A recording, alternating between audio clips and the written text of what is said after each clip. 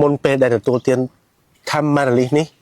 គឺបញ្ហាសុខភាពកាពះពោះវៀនរបស់ខ្ញុំគឺពិបាកមែនទែនឆ្អល់ចុករមួលអាហារអីក៏ដាក់អត់បានតមអាហារគ្រប់យ៉ាងហើយពិសេសនោះ stress ក៏កាន់តែ stress ពីព្រោះដោយសារតែយើងទទួលទានអីអត់បានត្រូវតមត្រូវប្រយ័ត្នប៉ុន្តែពេលដែលទទួលទានថាម៉ារ៉ាលីសលុយហើយគឺសុខភាពកាពះពោះវៀនរបស់ខ្ញុំល្អមែនទែនចុះពុកម៉ែបងប្អូនវិញយ៉ាងម៉េចដែរបានប្រើប្រាស់ហើយនៅបើពុកម៉ែបងប្អូនមានបញ្ហាចុក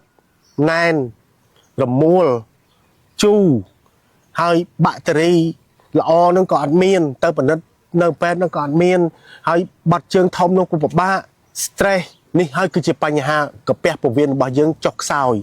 ពេលដែលកាពះពោះវៀនរបស់យើងចុះខ្សោយបន្តិចម្ដងវានឹងវិវត្តទៅរកមហារីកកាពះពោះវៀនហើយ